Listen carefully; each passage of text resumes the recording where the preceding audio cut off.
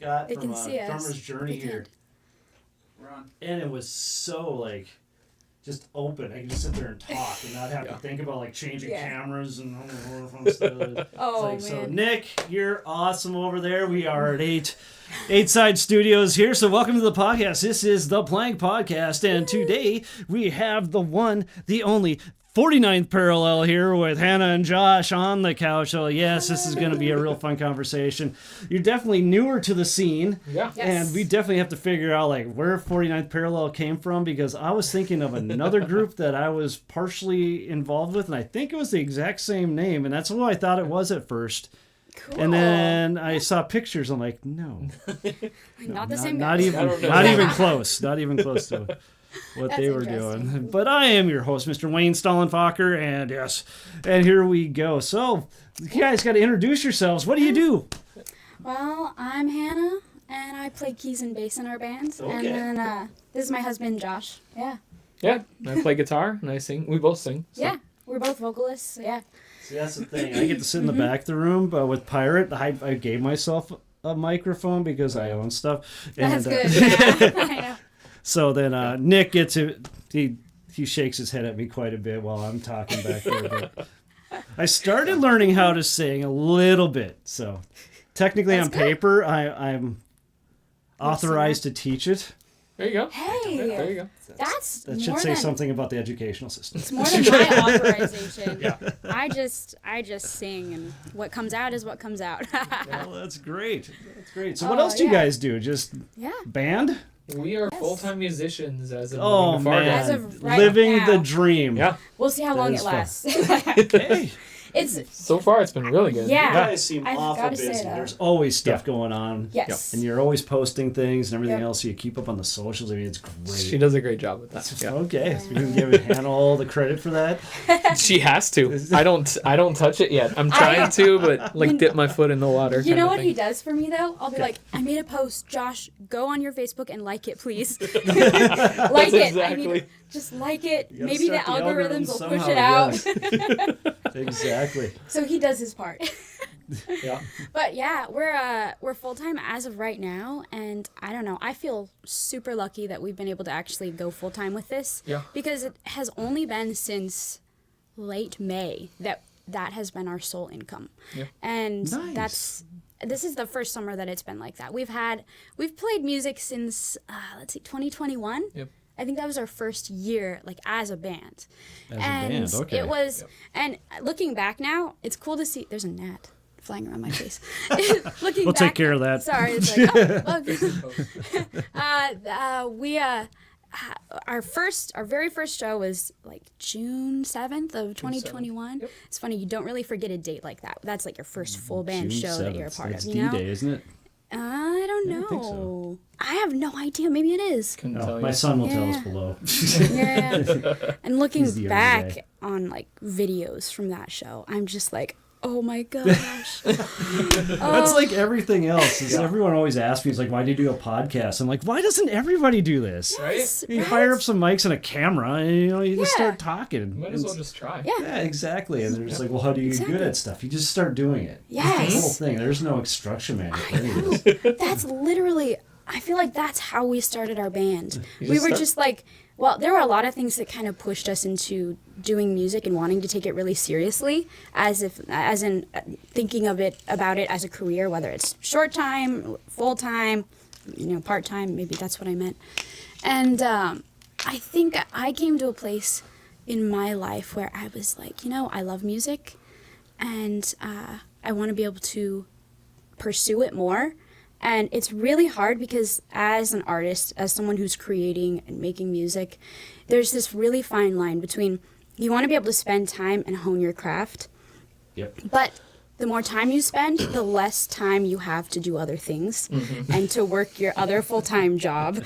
And, and so Crazy how that works. I would say the past probably 4 years, our lives have kind of been in this weird balance of, we're barely making things work. We want to do music, but we also have to still like work our jobs and pay our bills. And so right now I feel like we finally are in this spot where I don't want to like I don't You don't want to jinx it? I don't want to jinx it. But I'm Knock like, on wood. right now, we can focus on music. We can focus on recording and getting our original songs out there in all of our spare time.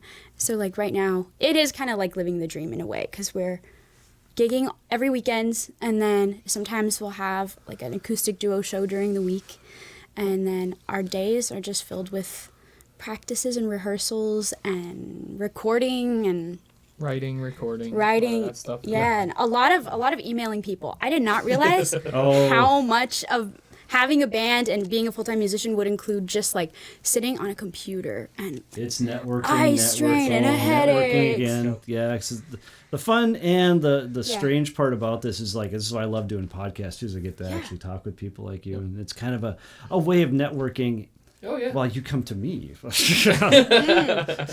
does that go? That's why you need a podcast. I got to come to you guys Sure. at some point. Exactly. But it's basically, if you go back and watch Steve Stein, he was talking about this a lot when he had his podcast here, and it's just like, if you're not networking more than the next guy, then you're going to be losing out. And it's such a true thing. And then the problem with being a musician is that, like you said, it's tough to make this a full-time thing. So time's finite. We all understand that. Yes. And all of a sudden people will be dropping out, dropping in. You have to know different people, new people, and then they have to, like, whatever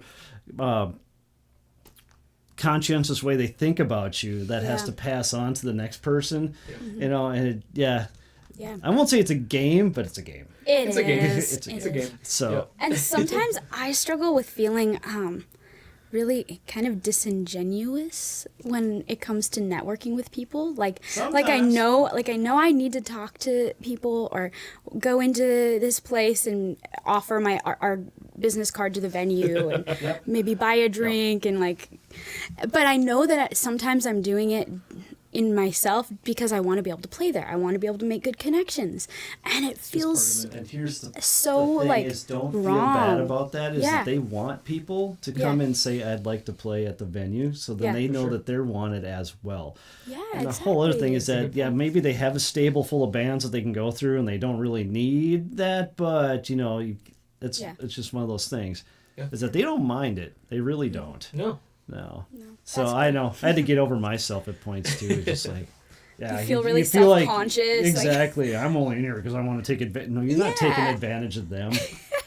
It was a long time ago, but as Matt Ockery had him on the couch at one point, and he was talking about that. And in the very end, you just become a beer salesman. That's basically all it's about. You can sell more alcohol; they're going to keep bringing you back in. So. Yep, exactly. That's a good way to put it. So they want you there just as much as you want to be there. Yeah, sure. That's good. That's great. So how did 49th Parallel, where did this come from? And I'm sure it's not some military type thing or whatever else. Or maybe I'm completely wrong. I don't know. No, it's not military at all. Okay. Border between America and Canada. Is that all it is? That's all it is. That's all it is. Our first like 4 or 5 gigs were actually at the International Peace Gardens. Oh, nice. Which is right on the border. I used to teach up there, Oh, yeah? Yep. At IMC? IMC. I was the drumline guy there for about a decade. Yep. Serious. And so then, our first gig actually was a wedding in the Peace Chapel.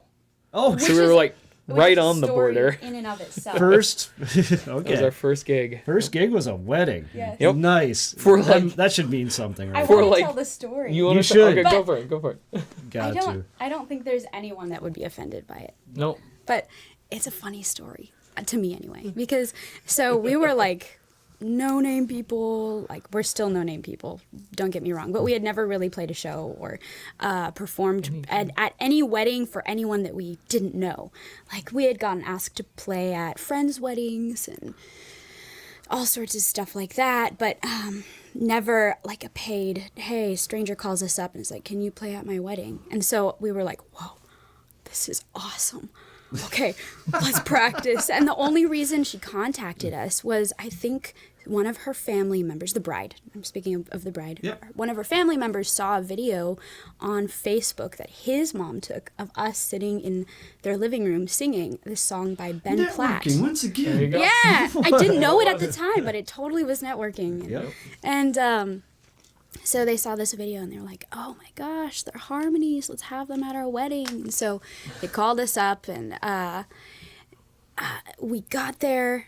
And it was inside of the Peace Chapel. I don't know if you've ever been in the Peace Chapel at the Peace Gardens, but it's it sits directly on the 49th parallel line, like right in the middle where the river, not a river, it's like a little water trickle stream. Okay. It separates the U.S. and Canada, and the Peace Chapel is at the very end of the stream.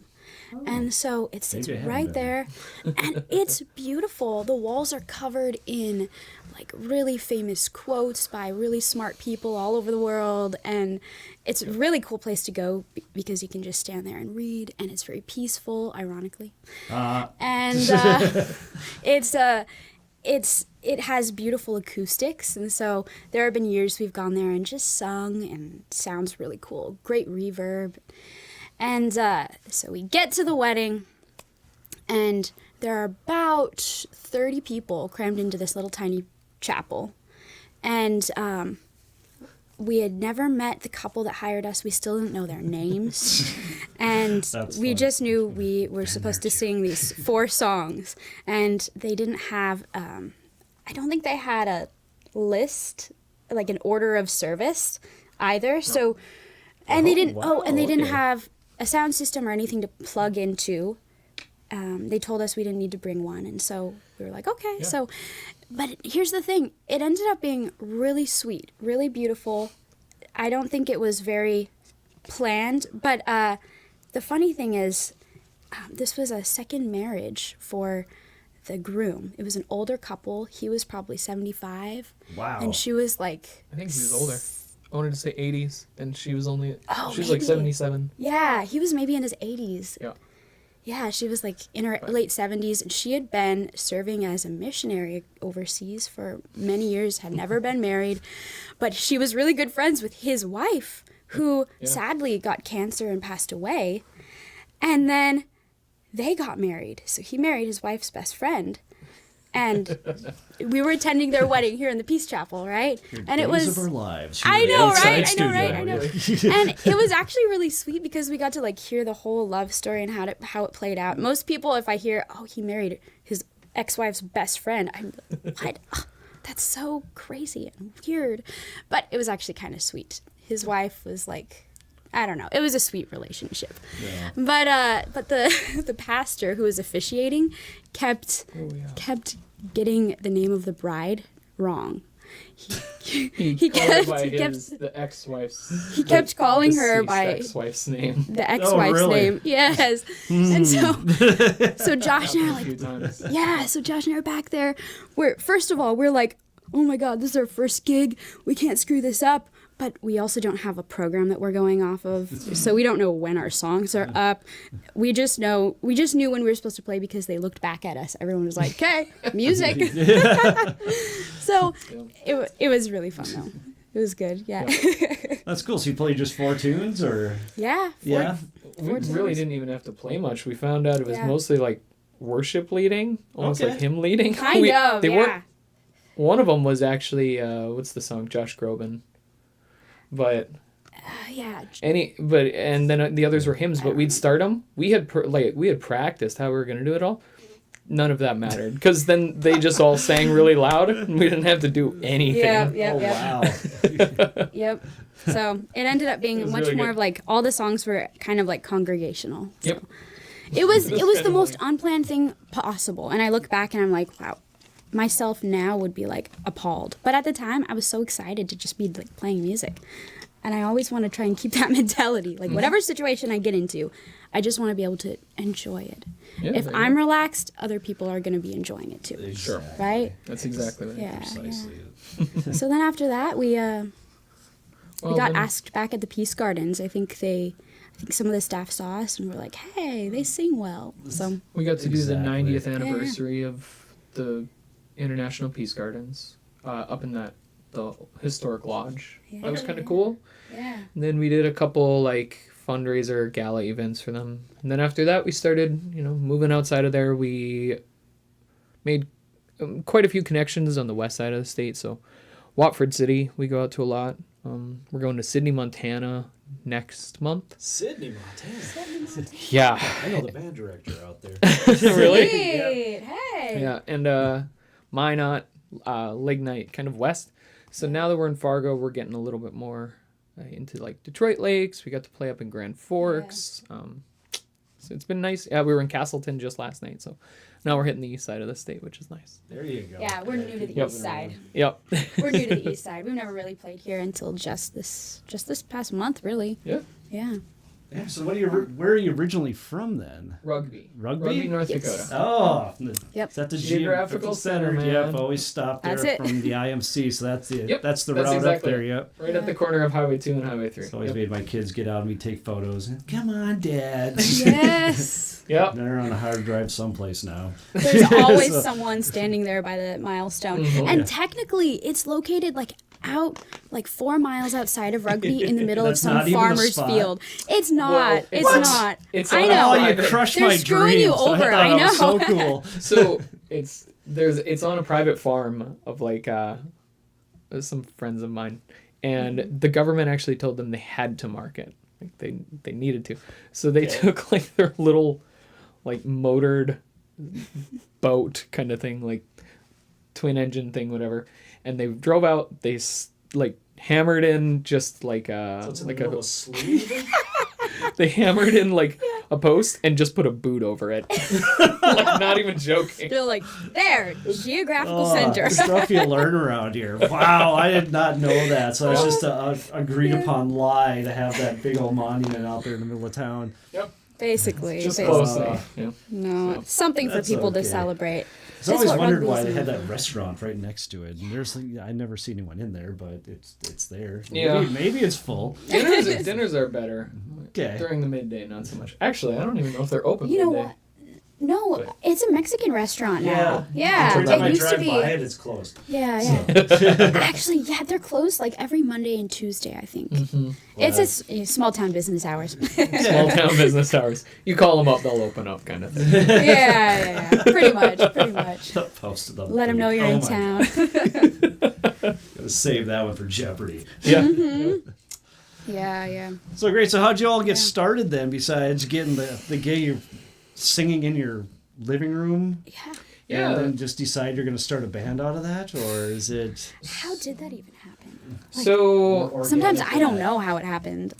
So musically, I guess we wanted to do a band. We had kind of been talking about it for a while, and we're doing acoustic duos, at Peace Gardens and stuff like that. Yeah. And Oh. then we kind of just roped her younger sister into it, who was our drummer for a while. Okay. Yeah. And then another friend of ours who played bass, and I think we came to them in February of 2021, and we had already booked a full band gig for June 7th. And we We were like, so you guys need to learn how to play bass and drums.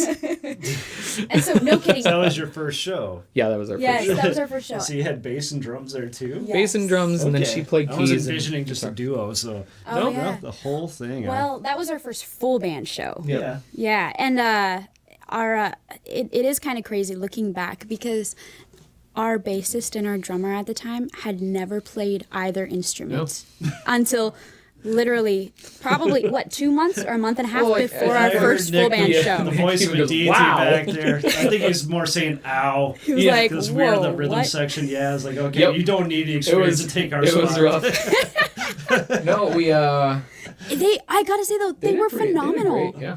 The most weird and awkward part of that show was just the weird pauses between songs, where we're that's all always frantically looking around at each other, like, "Are you Are ready you to guys start? ready? Are you ready? What key You are we ready?"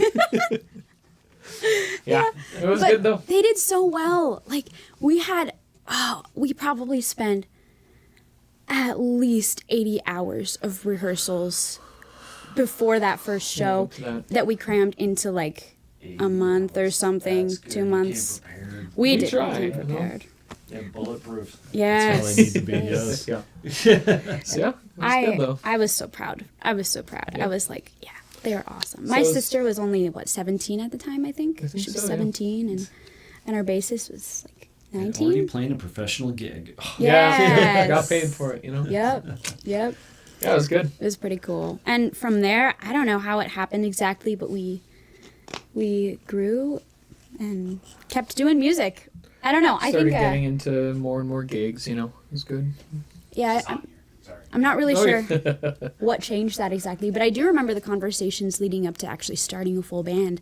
And we had a couple of acoustic duo shows where people wanted to dance. And you can dance to acoustic music, but it's really hard to get out there and like groove. Yep. There's no rhythm. There's no toe tapping. It's just not the same. Yep. And so we started having these conversations on our drive back to rugby from wherever it was we were playing acoustic shows. And we were like, we really need to get a full band going. We need drums. We need someone on drums. And I'd be like, okay, well, we can get a drummer. Like, that's not hard. Tabby said she'll learn, my sister. Yep. But we need a bassist, too, if we're going to have drums. So it kind of just, from there, it grew. And we started, after we formed our full band and had a full band show, I think we started just convincing the venues that had hired us as acoustic duo to have our full band too. We'd be like, hey, we've got a bassist and drummer. Can we bring them too? And then, well, can we just charge like $100 more maybe? And so we were hardly charging anything at the time. You know, we were just trying to get our feet under us. Started, Exposure. You gotta prove yourself. Yeah, It worked, though. And it was just like a group of young people that wanted to do music, and everyone was like, sure, Yep. why not? Come and play. So I played for free for many, many, many Oh, years. yeah. So Yep. just getting paid a little bit. I remember because Yeah. I was always metal, so you guys are coming from a different angle at it than I was. So it was like we had one show out at the Harwood Hideout. That was, it was called right up north, and basically you Yeah. got paid by a percentage of the bar, whatever Oh, the yeah. bar made. Yep. And we had that place packed because no one ever had 3 hours of metal cover music before. Basically, Yeah. it's all over now, but back then, and we made enough where we could all get our own case of beer on the way home and something. There you go, man. Yeah, we were on fire that night. So. Yeah. I understand. That's always fun. Yep. I remember getting our first tip. Someone we didn't have a tip jar or anything, but this guy walked up to us and he was like, "You guys are awesome." And he did this North Dakota dad thing where he had a $20 bill in his hand and give us a handshake and snuck it in there. That's so nice. It was really sweet. It was really very sweet. And How do you I guys always think remember about that, yeah. tipping anyways? Because there's two yeah. different ideas on it that I see. That some people are just if you ask for tips, it's because you think that the venue is too cheap and they're not paying you enough. And then there's the other side, just we're doing a service, just so how come they can't tip us? Go to any other store right now. So I guess I don't have a problem with tips. I guess I think of it more like service industry work, you know, okay. we're getting paid an amount, but Yeah. if you like what we do, or if we I say it's gas money. yeah exactly, Yes. or if we're doing a song that you really like and we do it well, or another thing that's happened is people tip us for a song that we don't know, or not that we don't know, but that we don't have on our set list, and we'll do it, right? Yeah. So yeah, It's by all means. yeah. It's a tangible thank you. And for me, Yeah. it depends on the environment. Here's kind of what we've done for our band. We set out our tip jar pretty much everywhere we go, except for if we're playing an event like the Host Fest, we were just at the Host Fest a couple weekends ago. Yep. We don't do tip jars there. That's just not the right environment. I don't know. It's just not. And Yeah. so, Yeah. but aside from certain venues like that, we always have the tip jar out. But and there are some shows where I feel like I can say something like, "Hey, if you're enjoying our music, if there's a song we do or that you want to hear, we've got a tip jar right here," and that works for some places.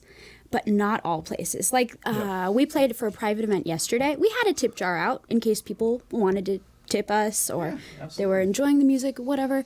But it wasn't the kind of environment where I was going to be like, "Hey, we have a tip jar," because I don't know, it just wasn't right. It was a wasn't fundraiser right. event, so they're Yeah, already yeah. Oh, there you go, sending money Yeah. towards another event, you know. Don't fund them right over here. Yeah. guys. Exactly.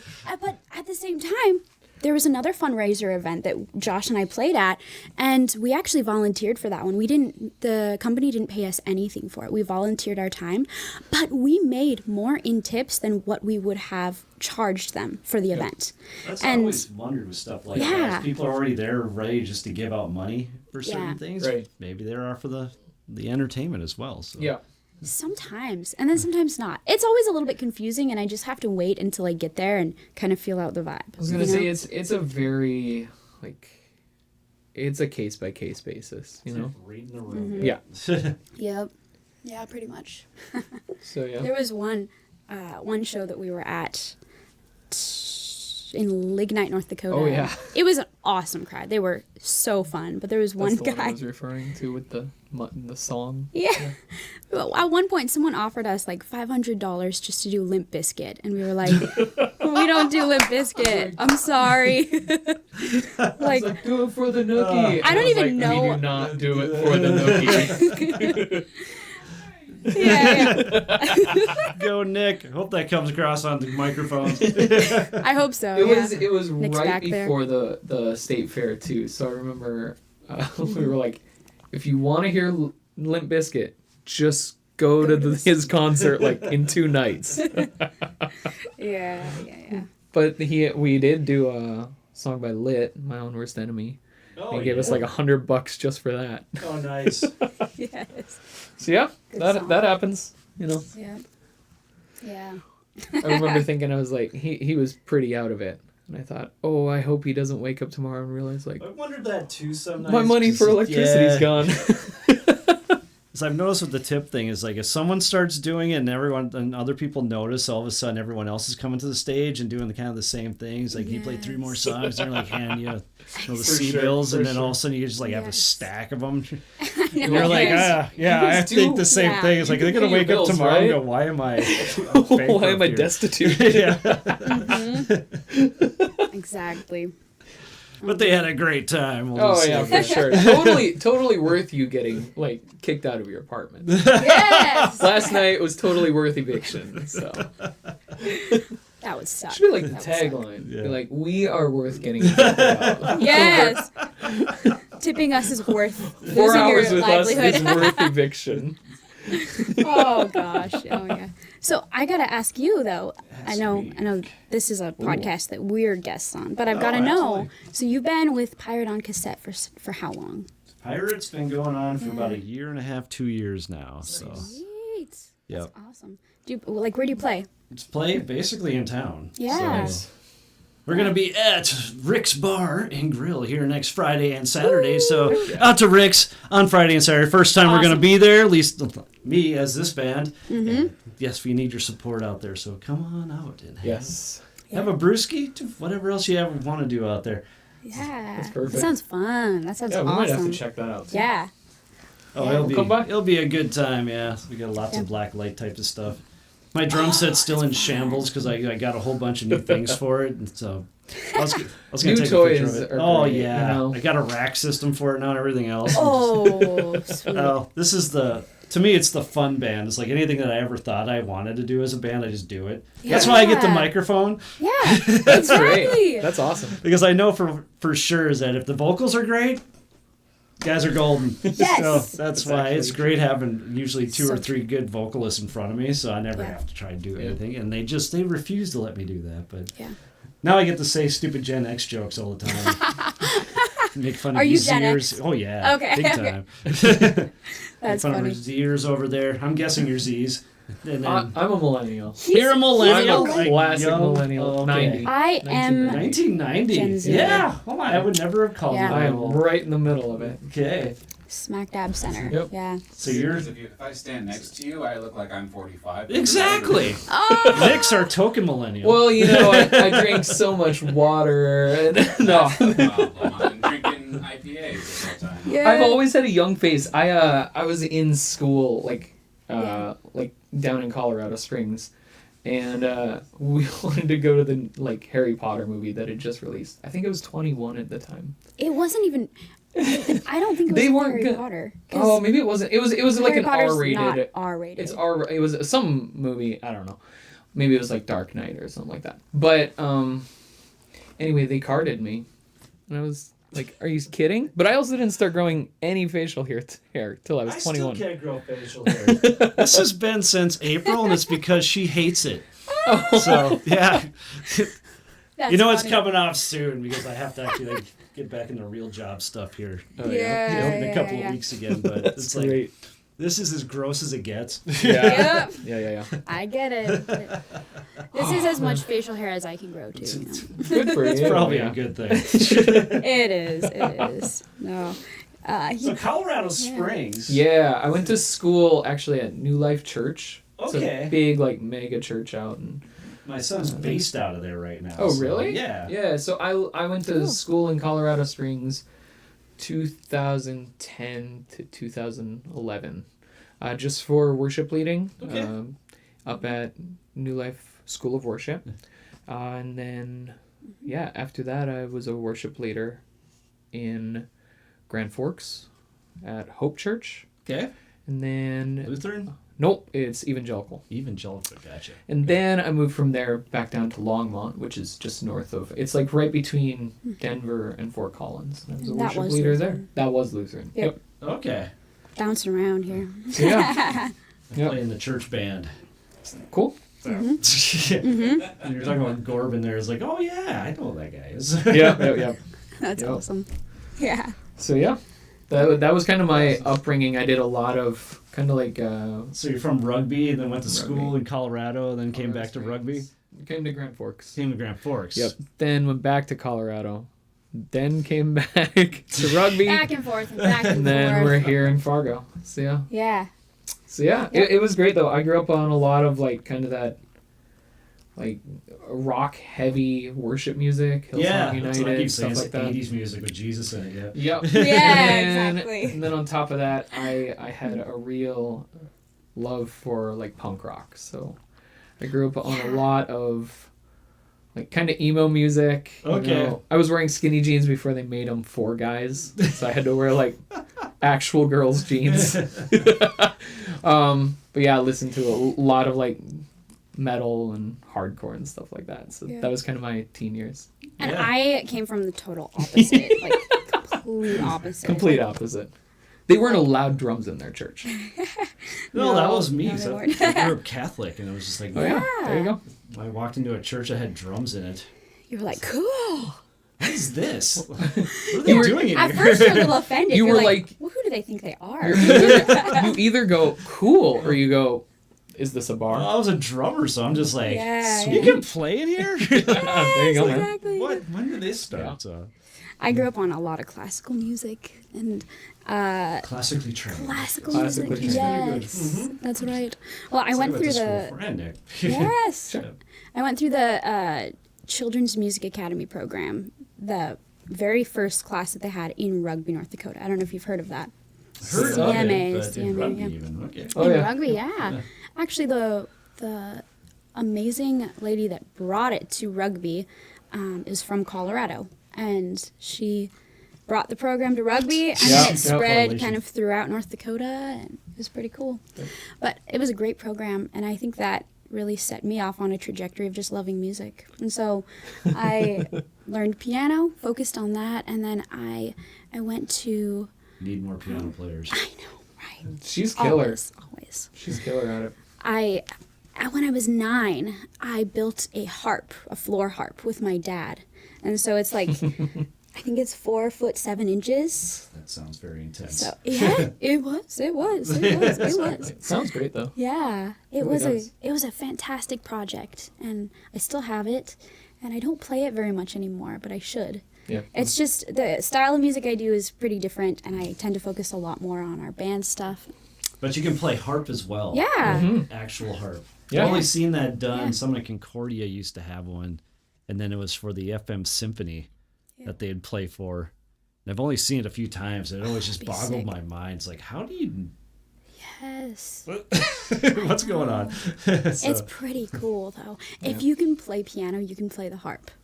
It's really awesome. Oh, seriously? Does Seriously. it correlate like that? Yes, it does. So, Yeah, you gotta give us a mini lesson. it's a little bit. Yeah. It's a little bit different though. So, like, if you're playing in the key of C, Yep. which most harps, at least my harp, was tuned with all sharpening levers off, in a down position. You're tuned in C. C, D, E, F, G, A, B, C. Yeah. There we go. Okay. Oh, and it's in Arturia. I have the same keyboard. Not currently on. Okay. So let's see. All right. So. Watch that coffee. Hand that to me. Okay. Thank you. I'm not okay with that. I do this all the The time. vitamin C. I'm the accident prone one in our marriage. I tend to spill things all the time. All right, so you've got C, D, E, F, G, A, B, C. Look at that. I know my scales. And then with harp, it is different. So They need to hold it up a little bit so the camera can catch us. Yeah, you have to. You got it? So for Well, never mind. instance, Nick says we're good. He says we're good. here, if we're holding the keyboard this way, see, harp is This is way better It's- visually. This is great. it's really hard to explain because it should actually go this way. Thinking about it now, The because lower look, ones are farther away from you. because look, yes, lower is farther away from me, higher is closest to me. So if you're used to your thumb being on C, Yep. get unused to that with harp, because you're going to be placing your number 4 on C in generally if you're playing in the key of C. Okay, so this is your Rekindle tonic. my hopes and dreams. So there you go. So if you know how to play piano and you're dyslexic, harp is perfect. It kind of is actually. It's perfect for my daughter. It's so funny because I've never had to describe this to someone before. Yeah. It wasn't until this very moment that I realized the layout is a little bit different than a keyboard. But it is all it's C, But you D, E, think of F, it G, as a A, B, keyboard C. type thing. Yeah. Yeah. That's your visual. I think of it as like a keyboard. But then once you More get people need both to know your how that thing hands. works. Yeah. Yeah. So think of it as opposite. It's not so thumb is on C here, right? With your right hand. Yep. And with your left hand, your forefinger is on C. So, Oh. C. Wait. Never mind. Yeah. The Fourth left finger's hand. always- Content. The left hand is actually the same layout as on a keyboard. The right hand is Like kind of a reverse. mirror image. Yeah. Okay. Okay. So it's different than a keyboard. Right hand is the way That's right where the hand is. dyslexia comes into play. Yes. Yeah. Because you're playing, think about a keyboard, but you're playing it from both sides. It's the same, right? Yeah. Because your bass, and then you move that ahead. That's the lower, right? This is the lower. If you can hear But that, then it's the this is voice of lower, the too. deity, Nick, trying to So figure it's like- this out I'm trying to visually. figure it out. Yeah. It's getting the visualization going. We'll have to bring in a harp Here, next time. You Oh can take God, this and that'd be so practice. cool. Oh my God. See if you Totally can could. figure it out, right? Thanks, Nick. Oh, yeah. No, I love the harp, though. I think it's such a beautiful instrument. And it really speaks to, like, my more classical upbringing. To me, it was always Disney. And that was it. Yeah. I mean, I didn't think it was like a real thing. Yeah. Well, technically a real thing. And then you see people actually Yeah. play and you're like, what? It's pretty Oh, impressive, yeah. yeah. Yeah. Oh. It's beautiful. There's so much you can do with it. And I've seen people, they'll install pickups, and Yeah. then Oh, yeah. you can plug in, well, I mean, you can use any pedals you want and get the coolest tones. You can play it like an electric guitar if you want to. And it just has this really interesting Yeah, I tone. always wanted to do that with marimba because that's Yeah. this Yeah. a crazy instrument I had to learn how to Yeah. play. And cool. playing C major on a marimba, whew, it's actually really Yeah. hard. Oh, I bet it is. Yeah. So you're like a true percussionist all the way around. Yeah, tonight cool. I actually got to go to the Wind Symphony concert. Nice. Or not concert, rehearsal, because I Yeah. got to Yeah. play in a couple of weeks. We actually have a weekend off, Yeah. which was nice about playing in a band because I do it mainly, I shouldn't be saying this on tape, but I'm going to because most people understand Don't worry, this, it's is digital, that it's not tape. the person I'm with is, yeah. Get me with the digital stuff. It's okay. You're Gen I am X. Gen we X. understand. We don't think of it that way. There's somewhere someone's winding that tape up. Yep. But first I'm with, she plays flute, and I'm the percussionist. So in the back of the room where you're sitting there counting your 5,000 rests so you can hit that triangle once, Yeah. Yes. it drives me crazy. sure. So that's why I was a big drumline guy, because we got to play it all the time and Yep. loud and fast and all the other fun stuff. So there again, That the is thing into awesome. the IMC. I used Yep. to teach at NDSU, and I'm at Moorhead High, and I'd Mm. help out with Davies, and Nice. everyone else asked questions all the time, which is great. See, and I did Yeah. when I was at IMC, I did the 2 years of GarageBand. Yeah, with, I who was do that? there every once in a while for Dr. Sig. Yeah, for Sig. Dr. J. Yeah, and then That's cool. Every time he went to trying to remember the names of the other guys, but yeah, those were Dorothy and what's the guitar player's name? Yeah, I know. Well, are you he's talking from Canada. for the garage band? Yeah.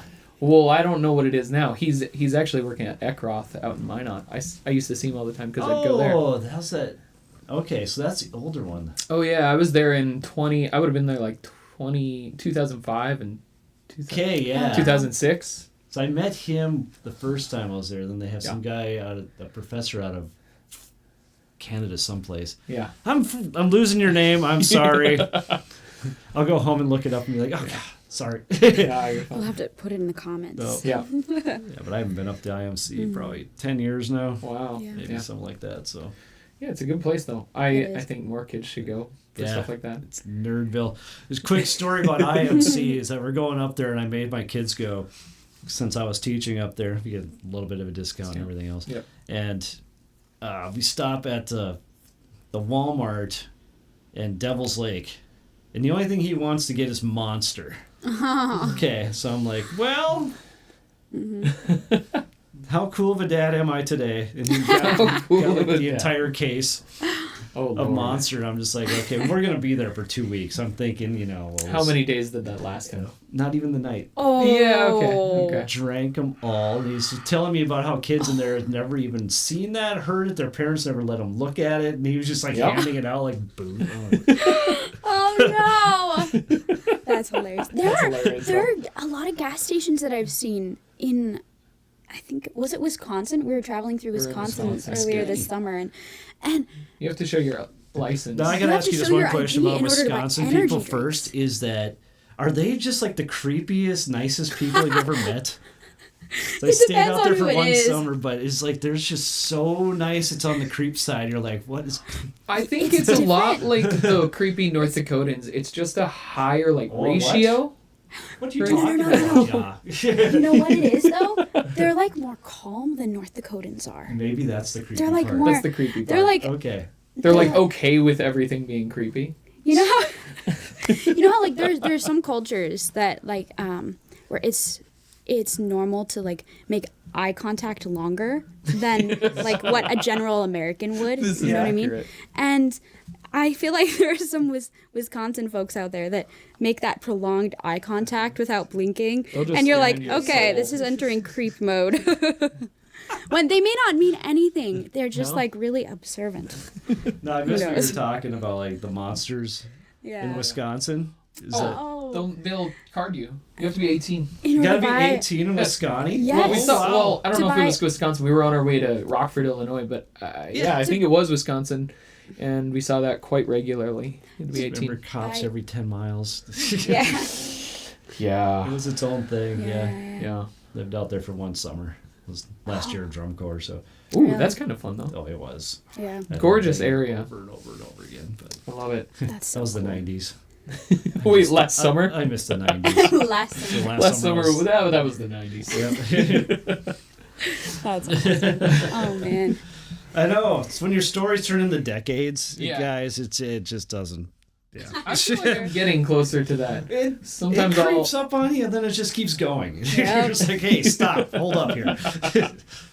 Oh man. Yeah. I like to tease him about being the old person in our relationship because he'll tell stories about. Well, he's a millennial. He is. He is a millennial. I don't understand it. I'm young at heart. He'll be like, "Oh, back in the '90s." And I'll be like, yeah, whatever. That's the whole thing. It's like you start telling a story and you realize that, oh God. I'm at that age 20 now. years ago. I'm at that age now where I like watching documentaries. Right? So it doesn't end. It never ends. But now I'm into it, right? So I'll go home tonight and I'll be watching people actually repairing old Game Boys and stuff because that's interesting to me. Oh yeah. It's like why? Nostalgia overload, man. What is up with I was that? watching something on 9/11 and I was like, yeah, that was crazy. Do you remember? No, you don't. You don't remember that. I was too young to really remember 9/11. Exactly where I was. We were talking about this every couple days. I know exactly where I was too. Yeah. Yep. 5th grade.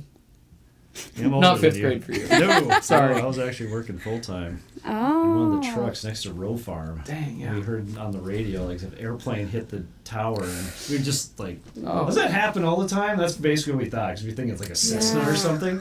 Oh. Nick's laughing at me, dang millennials. and then we heard another plane hit the other tower, and we're like, Met your best well, friend? what's I met my this best about? friend in 9/11, yeah. That day. Really? On that Yeah. day. Yeah, we were at school and it was on the TV, and I don't know, I was still in grade school. Yeah. Oh, And we wow. were sitting next to each other watching this because I don't know why we were made to watch this thing. But Same. We were too. And See, that was us with the Challenger. In 1984, Oh, yeah. we had someone Ooh. pop their head in and say that the space shuttle blew up. And to me, I was just like, doesn't that happen all the time? Oh. I can't Yeah. understand something. Keep going here. Oof. And then they started showing videos of it, and we're like, Whoa. okay. Yeah. Ugh. Some things humans were not made to comprehend. Like, That's true. oof. Especially Yeah. kids at that young age. Oh. I remember our our teacher pulling in a TV so we could watch it all day long, coverage of it. Yeah. Yeah. That's how it worked. We've been to the museum, the 9/11 museum. That's completely off topic. No. Wait, which what one? topic? Yeah. Yeah. That's the point of this, right? What topic? I've been. No. Are you talking like Ground Zero? Yeah. Like in New York? No. That'd The be super closest cool. we've gotten is, again, Peace Gardens. They have Oh, part of okay. the structure set up. Actually, the last band that I was teaching full time, we got to go out there for a trip, and then we only had like an hour and a half at that museum, and that's the only reason why I want to go back to New York, because it was well, to me, it was fascinating because it was like Yeah. total nostalgia nerd. They're showing like literally like the Coke bottles and stuff that were sitting outside of it that they uncovered when they were Wow. digging everything out, and it was just stuff that we just had, It was- Yeah. Wow. and like the bikes, like my friend had a bike just like that, Yeah. I don't know. To me, it was really interesting. And then they had to buy. It brings reality to you, doesn't it? and I Yeah. don't even think I got halfway through it. No. So It's interesting stuff, though. Yeah. yeah. I would love to visit. I'd love to take a trip to New York. That'd be so fun. It was interesting. Yeah. We'll say that. And like I say, when you're downtown, don't take the mixtapes. No. That's where I had a lot of people. There'd be in North Dakota Nice, like, oh yeah, and then people are just trying to hand off their mixtapes to everybody. Then they ask for money afterward. After as soon as you have it in your hand, all of a sudden they're on you. Yeah. Yeah, you gotta be careful. It's like, oh, it is a burned DVD or CD. And yeah, Oh we were my playing it on the gosh. bus, and it was. Not great. Not great. I don't Oh, know what no. it was. If they made that, sure, all right. Go Cool. with it. Yeah. Oh, You do no. what you want, man. It's your art. Yep. Yeah, especially if you had to pay for it. Oh, Ugh. Yeah. Well, it's to get away from them. So I Yeah. was Exactly. literally getting people out of a lot of jams because they're just getting caught by these people, and they're like, oh yeah, well Oh. yeah. I was just like, you gotta get back on the bus, go. Oh That's man. crazy. New York is a different thing. Oh, it's New York. yeah. it's- Fargo. I feels wouldn't like a want to different drive thing. in New York. I'll just say that. If you ever get down Yeah. or in New York and just see how they drive, you're just like, what? Nope. Oh. What are Not you doing doing? And everyone knows what's going on. Like, they will talk to the cabbies and stuff, and how they just talk, how they just point, and everyone knows Yeah. exactly what that means. Ooh. Yeah, Fargo's got enough interesting drivers, I'll just say that. It does. For It sure. does. It does.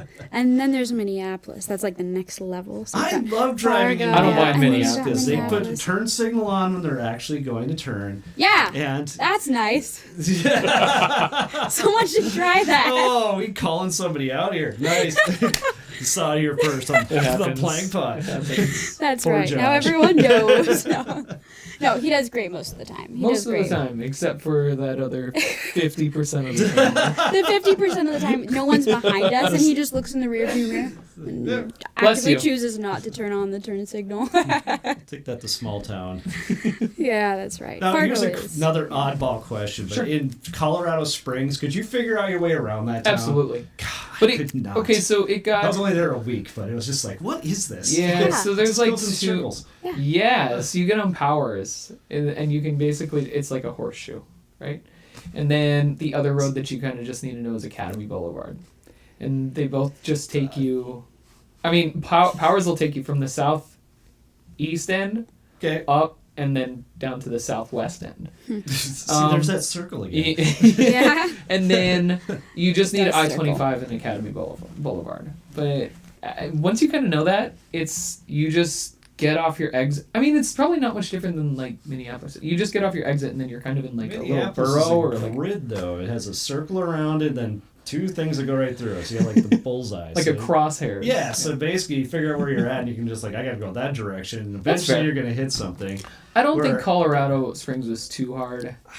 I do understand. It was hard like the first month Maybe I was I'm just there. getting old, but I could not figure that place out. I will tell you, a You go city from our that hotel room trying to get to his barracks, and every single time I found myself somewhere that I had to get on the stupid little machine to tell me where to go. Yeah. Gen X, I was going to say, that's hard for Gen X to get on machines and be told something. I had a map. We looked on paper, and it was great. They're like, I know where I'm going. Shut up. you know the layout. It's like, I'll figure this out. I never did. Oh boy, that's how Salt Lake City, Utah is for me. Okay. Salt Lake I've City never been there, but is a crazy. I should even look up the map. Look it up. Look up the map of Salt Utah. Lake City, folks. The next it actually time is a circle, and it all revolves around the like church. It is really? insane. Okay. It's pretty interesting. It is quite the layout. I had never been. Never mind. I can't really see a map. I was gonna show you. Put it on the cameras. Gen Zs are also bad with technology. Yeah, Us millennials though really got it right. That's one of my favorite things about doing on a pirate thing is I always make fun of the Gen Z lingos. Like everything is mid or skibbity or whatever the heck else they talk about. Yeah. See, here's where I really think I fall ratchet. more into the millennial generation because I don't resonate with. You're older Gen Z though. I don't resonate with most Gen Zers, and I think living in North Dakota or in rural North Dakota automatically puts me in this.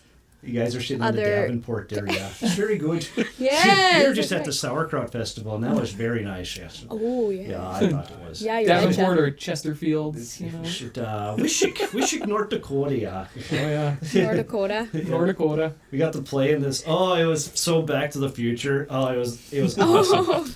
And the thing was is that Nick was even getting kind of frustrated with the place because I play loud. Yeah. Because it's fun. And I was playing loud, and he had to turn me up in the PA system. And he was like, this ain't right. Oh, seriously? To turn things down, put stuff on top of the drums, and we're kind of dampen it up a little bit. That's really uncommon. And we were indoors. Yeah. I was like, we can play here anytime we want.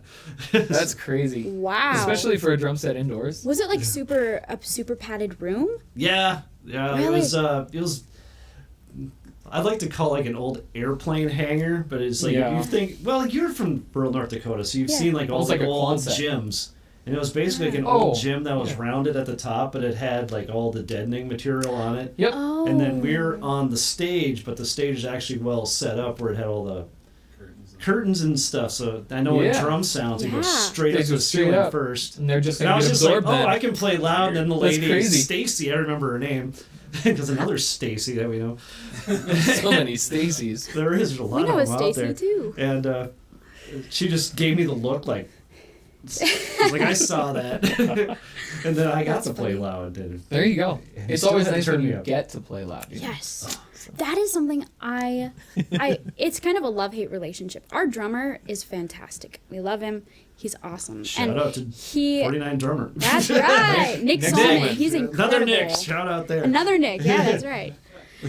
He's incredible, and he loves. I know he loves playing a live set, and we have. Let's see. He has a really nice Roland kit that we actually used last night at last night's show. Okay. And then we have Elisa's? an Elisa's kit, and I will say, the Elisa's kit. It really does well in small enclosed environments Oh, it's because tight. he can play as hard, as loud as he wants, and we can control the volume. It And translates it really sounds Yeah. so You love the good. dance. It sounds so good. Yep. So I love running a digital kit like that. I think Yep. it's so awesome. It's a different vibe. It's a You got different the control feel. over it. Yeah, you can control it. So you can play all sorts of small venues. Yeah. Oh. It is really nice. So it's like us at the church gig that most churches have the electronic kit there. So Yeah. I'm They kind of kinda do. assuming that's where you guys got the idea from. I'm assuming. Maybe. Yeah. Or else you just said, here we go. Full kit, $300, just plug it in. Yeah. But at that one, they got the old power toms from Premiere and whatever else. Yeah, that's old school. Yeah, in that place, and it was. Yeah. I call it church drumming. Yeah, It takes a little bit, but you get the feel of it. You can't quite. To me, you just can't. You can't lay down a groove on it, but No. you know. But now I found these the no sound cymbals. I found a whole pack of them from somebody in the Grand Forks last summer, and I brought them up there this year. Those metal ones? Yeah, with all the They're holes metal? drilled in it. Yep. They look really cool. Yeah. Yeah, and I threw them on that kit, and I was like, yeah, you can finally play again. That's awesome. I've been That's finding, like Zildjian just released an electric kit. Zildjian released electric kit? Mm-hmm. Okay. But all the shells are actual birch. Birch or I think you can choose between birch or maple, and if you switch out the heads, beautiful. they actually work as an acoustic kit. Okay, so they got the mesh heads on there instead of the triggers. They're transferable. Okay. So it's very interesting. It's really cool. I've been eyeing it. Just another tidbit on that is that Yeah. DW has its own DW wireless has its kit now. Yep. Yeah. That You're not sold on? I don't know. It's so expensive. It but is. I know. I do a drum pad thing at my advertisement for Drummer's Journey out there. Drummer's Journey, Wednesday nights, 5:30, 7 o'clock. Come and hang out with me, and we just practice on pads, exercise your hands, get you faster, stronger, everything else. Awesome. But they have that drum kit's literally like about 20 feet away from me every time, and I'm always looking at it. And I think it's $6,000 for the floor I was model. going to say, Ooh. yeah. Yeah, but you don't have to mic it. Yeah. Yeah, it just goes through your computer, and it's all wireless. I'm like, oh my god, Yeah. take away so much time. Yeah. I'd love that. So much time. It saves you so much time, so much work. So much time. I think the hardest thing for a lot of people, so coming from the guitar world, Yep. right? I deal with a lot of people saying like, well, it doesn't sound like an amp in the room, right? Well, it doesn't sound like that. And I'm like, okay, your Led Zeppelin albums also don't sound like an amp in a room because it's mic'd. Like, do you know that? Like anything you've ever heard recorded is not an amp in a room. I talk about that with drums. Like that's all the time. literally what it is. Yeah. But you can great amp and drum sounds here at 8-Side Studio, right in the place where we're Yes. standing. Yes. A shout out to 8-Side right there. No, this is one of the best drum rooms I've ever been in. Yeah. I've been in a few, and this one sounds awesome. So I don't know if Nick will attest to that, but I think he will. Yeah, for sure. Yep. Yep, we can hear him. I could hear you nodding. I could hear you nodding. I've stalked your guys' page a lot, and I drool over some of the gear and some of the photos. I'm like, oh yeah. Just years and years of just collecting things. That's great, and whatever man. else. And like, Yeah. Then a kid asked me, he's like, what kind of kit do you play? I'm like, Which one? one? Yeah, exactly. It's like the good one doesn't come out of the basement, but you know, it's like, That's what's awesome. that? It's like, yeah. Yep. That was made well before you were born, son. I'm sorry. Yeah. I am sorry. So you do lots of music-y things in the area. Like, so you're in a couple bands, you said, right? Yep. Okay. So Pirate on Cassette. That's it. And then What else do you do? Uptown, and then I play in the marimba choir at Concordia. Oh, that's cool. Do that drum pad thing, and then the Wind Symphony in town as well. And then they've always asked. Well, then I sub for music teachers in town now, because that was my thing for a while. But I've been on the golf course for a little bit here, and I really enjoy being the farmer again. So Yeah. that's right. I kind of started there, and then transferred over to like, I want to be a professional teacher, and now I'm just like, Oh, yeah. we'll just say That's that. crazy. I won't say anything bad. No, you're good. on this, but Yeah, that's fine. it gets really interesting in the classroom. And grass doesn't sure. talk back, so AI. Ah, yeah. Do you catch a lot of kids using AI in the classroom then? When you were there? when I was there the last year that I was there full time, it was just iPads and catching kids playing Minecraft because they figured out a way how to hack the system. To jailbreak the iPads? Yeah, so it was always then they're up there just watching football videos instead of listening, and it's like there's 80 of you and one of me. What do you want me to do? You know, it's like No. okay, so That's funny. yeah, it was like that. And I was just married to the job, either 6 a.m. to like 8 p.m. and if you don't have a pep band, going that night. And, Yeah. Oh, wow. That's a lot. yeah, That's too much. I understand. So You gotta really love it.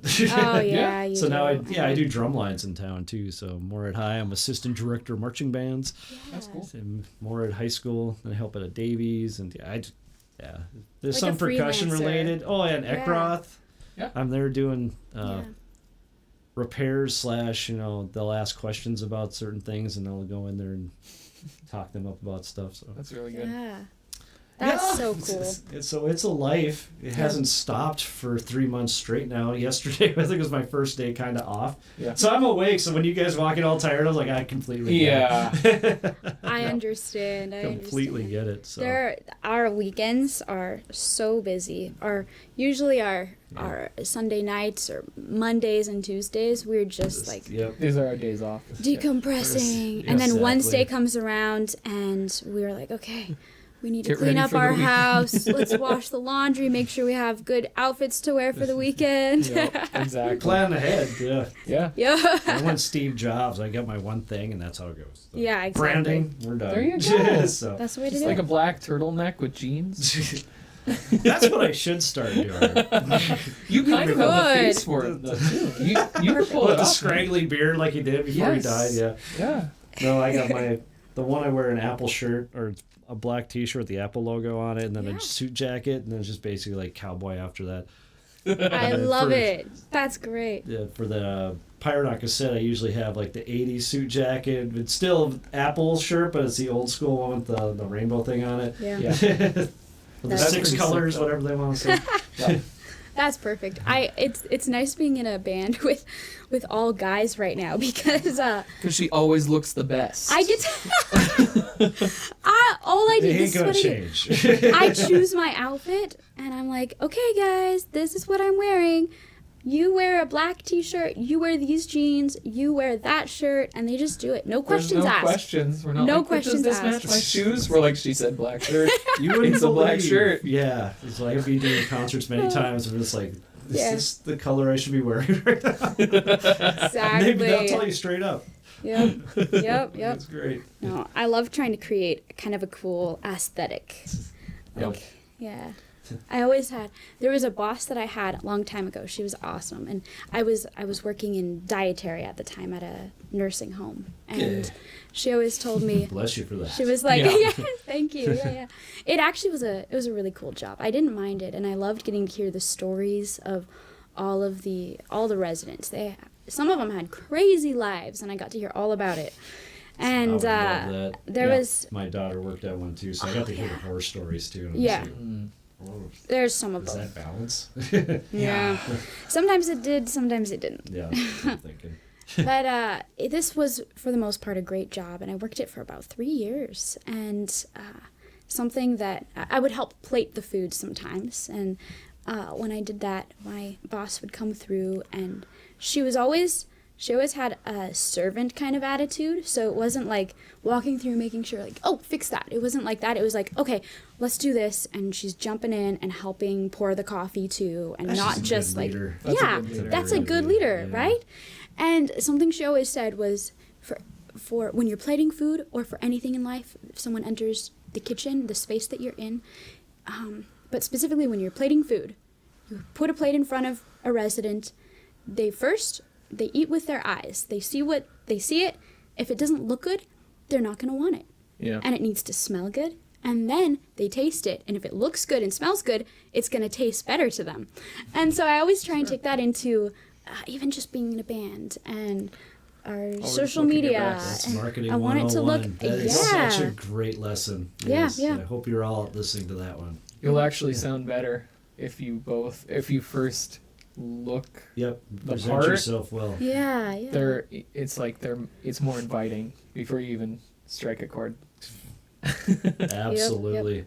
We're almost out of time here. We haven't talked Oh, about AI at gosh. I want all. to get into some AI Okay. Yeah. for a little bit. So you saw my first photo of AI that I've actually posted. I started making some other ones before that of me behind my big drum set. They had a thing out the tack. So I was like the only Yeah. photo I had at the time while I was doing that. And all I was trying to do is get the drums to float away Oh, with me like trying to grab them. And it came out very interesting. We'll just say that. So That's they say you gotta be hilarious. really specific when you're using that, but it's just like maybe Nick can help out. Maybe you guys know about this. I saw somebody posted that like Spotify or somebody just took out all the AI songs or AI written tunes. Yeah. And it was like 87,000. I was some crazy number. I'm just making this up as we're talking here, but it's it's a lot. And they've been trying to. Is this going to be the thing? It. Is that they're not going to allow the robots anymore to be do the out artist, music. to be the artist, or steal everyone else's art and put it together? I mean, which is what we do, but you know. Yeah. I do think that AI has a place, but it's as a tool, not as a replacement. See, that's what it took me. I had friends over, and one of them, well, doing a podcast with our friends too, but they made a bust of Deadpool for me on a 3D printer, and I was just like, of course you guys have a 3D printer. They're usually ahead of everyone in technology. Of course. Yeah. And then also we started talking about AI, and I was, the X-ing that I was is poo-pooing. It's like, yeah, whatever.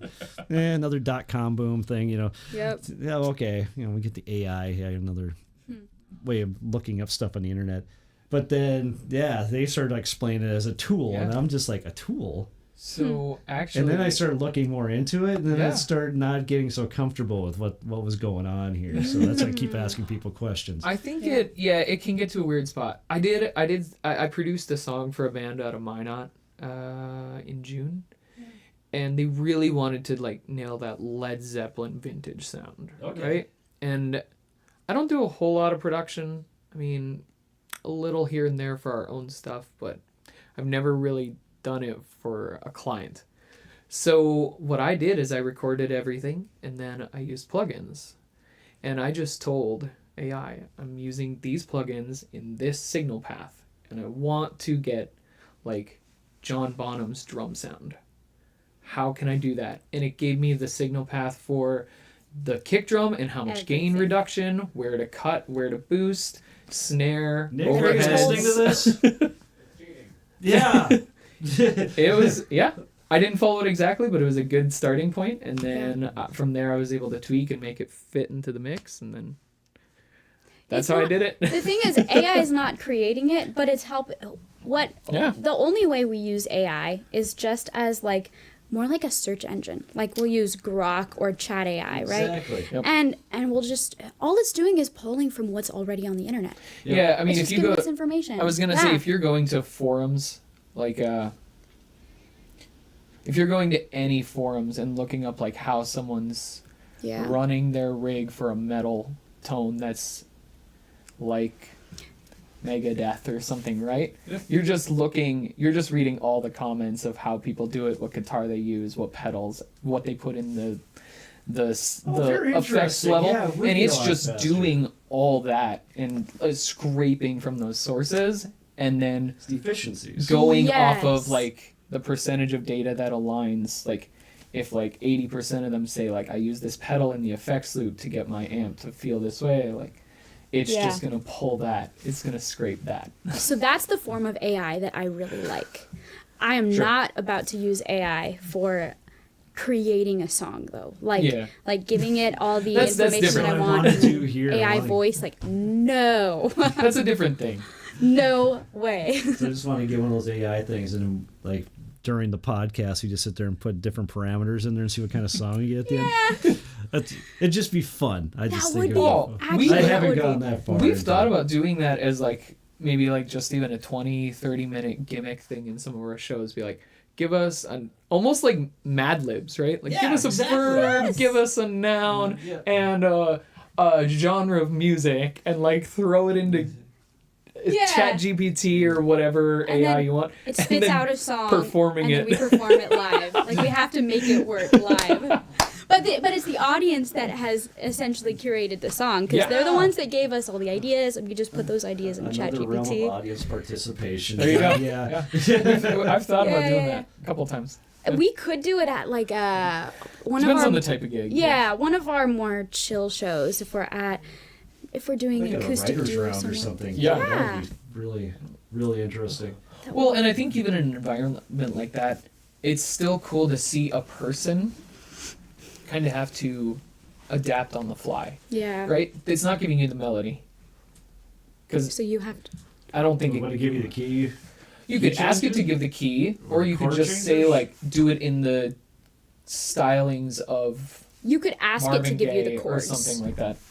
Or you could put the chords. Well, Yeah, you could, Yeah, but yes. then it's but then it still would be up to you to like, okay, 4/4 or 6/8 or And 3/4, you have to shape whatever. the chords yourself. 760, go. Yeah.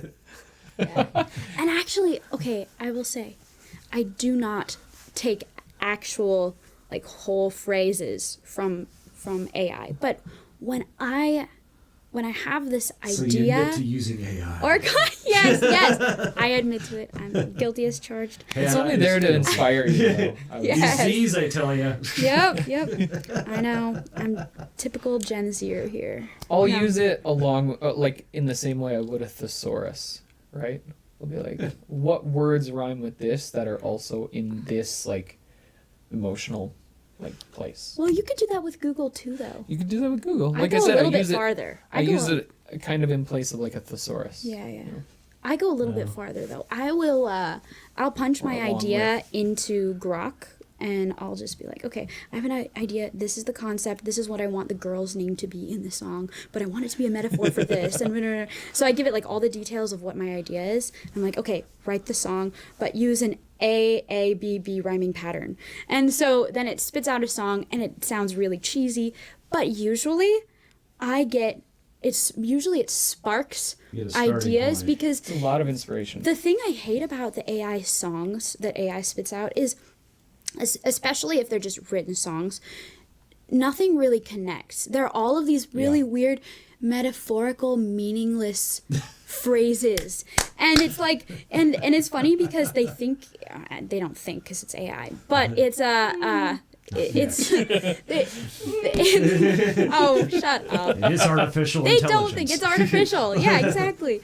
But it makes it seem genuine and deep, like this deep metaphorical concept. But sometimes when you think about the phrases that it gives, you're like, what? How in the world could I possibly use it? That makes no sense. Yeah.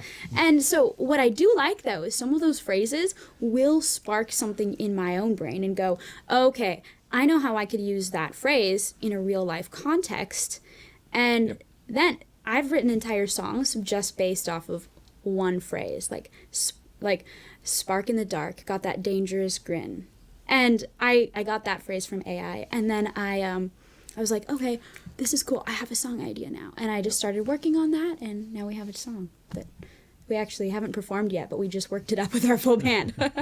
So Holy I use AI in inspiration. those ways. I'll use it to spark ideas, but I don't feel right, even like as a human, as a person, I don't feel right actually taking whole excerpts of something AI has given me and using that, because part of it just doesn't, it's cheesy, and I also didn't create it.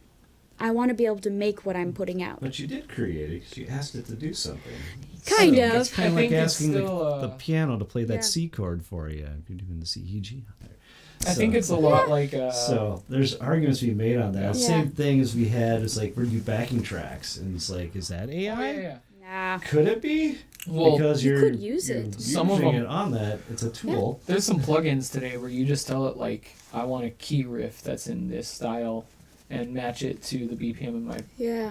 my digital audio workstation, right? Yeah. And it just gives you like 20 options. Yeah, that's the It's crazy weird. part. That's So weird. at one point there, I was thinking that it's like, oh, is it going to be at that, like, I always think Back to the Future and she walks in and says, lights on, all the lights turn Yeah. on. We thought that was like the coolest thing ever. And can you walk into a room now and say, play me a song that sounds like Britney Spears, but about my ex, you know? I think And I then think it'll just play you something. And Yes. it's all custom made to you. I think will it the- get that good? I don't know. Will we actually fall for something like that? I don't know. 'Cause it's Yeah. a shared experience thing Yeah. where music comes from. I'm sorry, I'm talking No, about no, that. you're I'm just fine. trying to get a whole bunch Keep of going. ideas out in 5 seconds. Yeah. And the shared experience is why people come and watch live bands in the first place, because it's like Yeah. they understand or they've seen that song before, heard there's that a song. human connection. Yep, exactly. I think just my point on that would simply be that when AI is being used right, you'll see it used as a tool. Yeah. not as a replacement. That's what for I'm the getting to human. now. And so as we move through it more and more, the people who show you that AI is like useful are the people who aren't dependent on it. Yeah. Like, I think those will be the instances where you're like, I like AI there. Whereas when you see it as like a replacement for songwriting or a replacement for actually playing whole like guitar parts or bass parts or whatever, people will be like, it just doesn't connect. I'll have to play you a song afterwards. We had one of the say the elders of the music scene here. Yep. And they had the wisdom. I mean, it's great. But he was like, he found a song that he wanted to play in this band that he was playing in last summer, and he brought it to them. He's like, this is AI, right? And he's like, what? Oh, yeah. So he sent me the song, and if you listen to it at first, you're just like, oh, I can see how you got tricked by that. By the end of it, it's just like, what is this? Yeah. I'll have to play That's that funny. after. Yeah, I'd love to hear it. We turn this stuff off and all that. But yeah, so I'm kind of where I'm at with the AI now, is just that basically it's a starting point. Yeah. It's something to help you out. Like it's the source. It's a great analogy with that. If that's the right word for it. Yeah. Yeah. I think social media is the same way. I think about that in many It's a other tool. Social instances media in our is the life. devil. I know. Oh, It's it takes so much time. Why does it take so much time, guys? I know. There was this reel that I saw recently. It was like this clip from, what was it from? It was I a have show. no idea what you're I referring think it was to. a Seinfeld episode, and it was like the caption was every musician in 2025 being forced to become a social media professional or whatever, and it was just like this dude like no. Yep, It that's does. accurate. It kind of sucks because it takes so much time, and Why? people expect. That's my whole thing. It's supposed to be Yeah. like the convenience. You can doom scroll through things, but it takes Yeah. you But freaking here's the 20 minutes to thing. get that post up. Here's the thing, though. Yeah.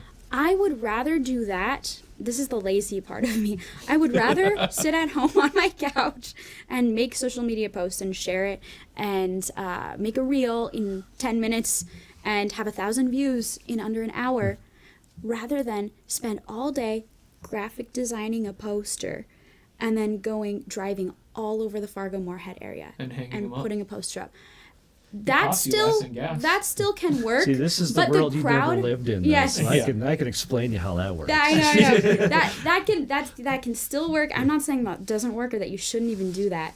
But the crowd that we want to draw aren't really going out and noticing posters as much anyway. Nope. We've- Yeah, that's Not true. anymore. They're So on we social did it media. a few times because it was just like it was Yeah. the old school thing to do, and Yeah. people actually got a kick out of it. yeah. Yeah. But I don't know how much Yeah. it actually like caught It's- people's eyes, just other than the novelty. I was gonna say, I think that's more of like a flavor thing than like a marketing thing. It's Yep. like you want to look like you're harkening Yeah. back to a time. Yep. So it's a flavor. It's a marketing flavor.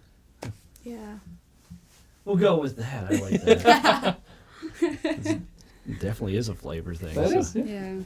No, but to me, it's just like the idea that everyone's got this stupid device in their pocket now that Yeah. Steve Jobs himself would not give his kids. Yeah. That's a And good so point. that should tell you something. Yes. You know, Yep. and calling him a genius, maybe a little bit overburdening. he knew how to work the system and people, and Yeah. I know a lot about that guy.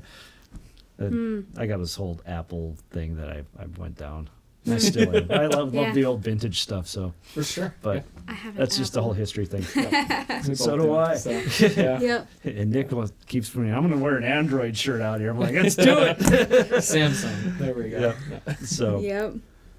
I forgot my whole train of thought on this whole thing, but it's basically, it's like, it's so cheap now in order to get your word out that everyone's got their word out. So how do you filter through all that stuff in the first place? Yeah. So that's the new problem with marketing, is just being able to stick out above everyone else, even though everyone else is doing the same thing. Yeah. And then it's like back in the day when you didn't have this, your only options were, it's like, I want to go see a show this weekend. So you had to go to the lamppost or whatever else, and you look at where the posters are at, and that was how you figured out what was going on. Yeah. So it was, we'll say slower. It was maybe more chill of a time, but Yeah. I think as far as like sticking out, I've really come to find. So there was this really good book I read a while ago called "Real Artists Don't Starve" Real artists don't starve. Such a good Find this book. one now. by Jeff Goins. I recommend it. Yeah.